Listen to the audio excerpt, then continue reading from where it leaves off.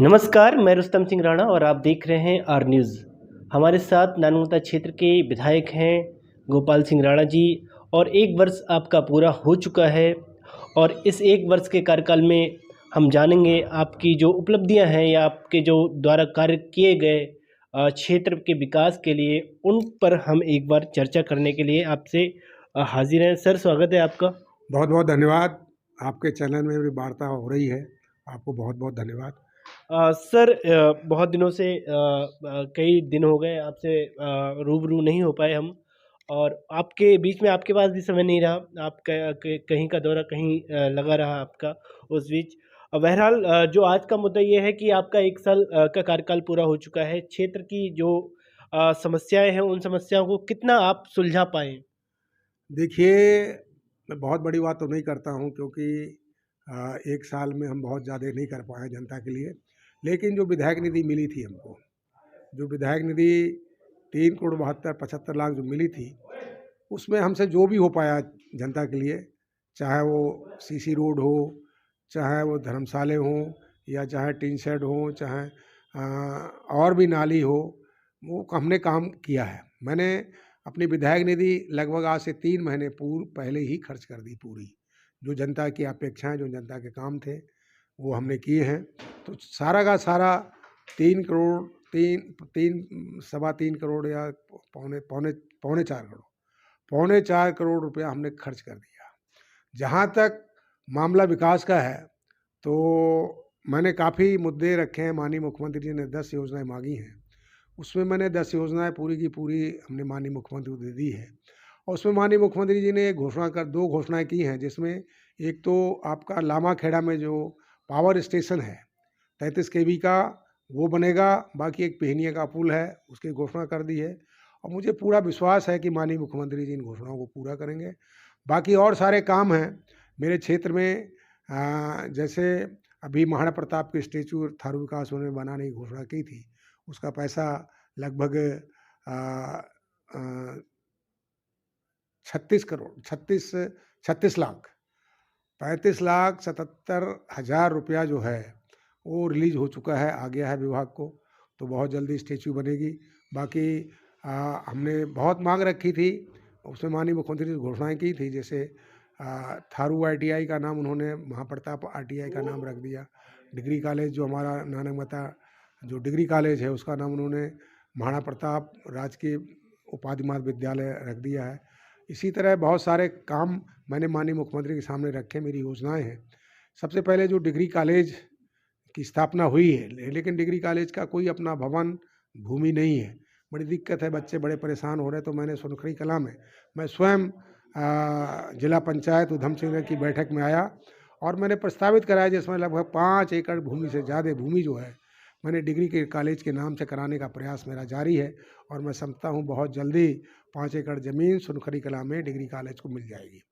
इसी तरह मैंने आपके जो थारू विकास भवन, जो हमारे पूर्व विधायक के द्वारा घोषणा का काम किया था बिडौरा में, वो अभी अर्धनिर्मित है, बिल्कुल जीर्ण-शीर्ण, आजकल खंडर की स्थिति में वो पहुंच चुका है।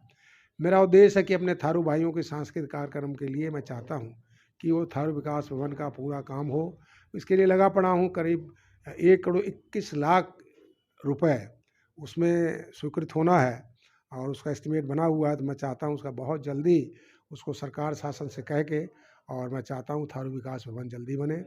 इसी तरह मैं चाहता हूँ कि हमारे जो क्योंकि नानकमता विधानसभा क्षेत्र के डाम के उस पार में कहीं भी क्षेत्र में सरकारी इंटर कॉलेज नहीं है। मात्र 2 इंटर कॉलेज हैं, औदली या फिर बिष्टी। थरवाट में एक ही मान के चलें कि औदली इंटर कॉलेज है। लेकिन मैं चाहता हूँ इसी तरह ऐस्ता भी, गोविंदपुर और आपके बिचवा में इंटर कॉलेज बने। जो हाई स्कूल है उनका उच्चीकरण हो जल्दी से जल्दी, मेरा पूरा प्रयास है। और इसी तरह इस्लाम नगर में मैं चाहता हूँ वहाँ पर भी एक हाई स्कूल बने। और मैं चाहता हूँ कि क्योंकि हमारे स्वास्थ्य के क्षेत्र में हमारा नानकमता विधानसभा क्षेत्र बहुत पिछड़ा हुआ है। CSC तो कर दिया गया, सामुदायिक स्वास्थ्य केंद्र तो कर दिया, उच्चीकरण कर दिया गया है प्राथमिक स्वास्थ्य केंद्र नानकमता का, लेकिन उसमें मानक के अनुरूप डॉक्टर नहीं है। ना और फार्मासिस्ट है, ना डॉक्टर है, ना स्टाफ, पूरा स्टाफ नहीं है, ना कोई सीनियर डॉक्टर हैं। बड़ी दिक्कत है। मैंने इसको विधानसभा में उठाया था, मैंने कहा वहाँ डॉक्टर नहीं है, जिससे हमारे जो नानक मताई गरीब जनता है उसको स्वास्थ्य का लाभ नहीं मिल पा रहा है।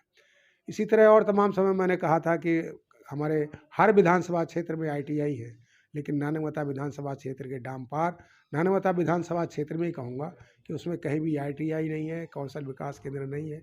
मैंने कहा है कि एक कौशल विकास केंद्र की स्थापना हो। रोडों का बदहाल है, रोडें नहीं हैं क्षेत्र में, टूटी हुई हैं, उनके लिए भी मेरा प्रयास जारी है। और माननीय हमारे जो पूर्व मुख्यमंत्री हरीश रावत के टाइम में एक साधुनगर और सिडकुल के बीच में कैलाश नदी में जो पुल की घोषणा हुई है, उसकी डीपीआर बन रही है, लेकिन बीच में कहीं हमारे कुछ लोगों की किसान भाइयों की ज़मीन आ रही है, तो मुआवजे की बात चल रही है। मैं समझता हूँ कि अगर मुआवजे की बात पूरी हो गई तो वहाँ पर कैलाश नदी में पुल जल्दी बनने की संभावना है। इसी तरह मैं चाहता हूँ कि जो हमारी पूर्व सरकार ने, मुख्यमंत्री जी ने जो आइस्ताबी में 2 पुल नहीं और दोहा में 2 पुल का निर्माण मतलब स्वीकृति की है, उसमें काफ़ी बाधाएं आ रही हैं। मैं समझता हूँ उसको, उन बाधाओं को शीघ्र दूर करके उन पुलों का निर्माण किया जाए, रोड का निर्माण किया जाए। और बहुत सारी बातें हैं जो विकास से संबंधित रखती हैं, लेकिन मेरा सपना है कि नानकमता विधानसभा क्षेत्र जो जिम्मेदारी जनता ने सौंपी है, तो मैं चाहता हूँ कि नानकमता का किसी न किसी तरह विकास हो। मैं चाहता हूँ कि हमारे जो गुरु नानक देव जी का जो गुरुद्वारा है, उसको धार्मिक पर्यटन के स्थल के रूप में उसको विकसित किया जाए।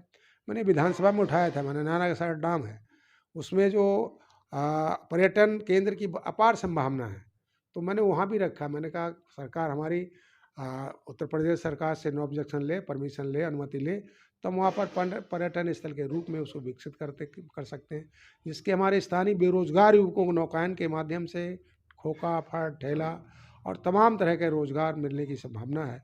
हमारे बहुत से बेरोजगारों को रोज़गार मिल सकता है। तो मेरी इच्छा है कि मैं वहाँ पर किसी न किसी तरह पर्यटन को लेकर के मैंने सदन में भी आवाज़ उठाई है और ये मैं काम करता रहूँगा। सर, सदन में अभी आपने आवारा पशु को लेकर मुद्दा उठाया था।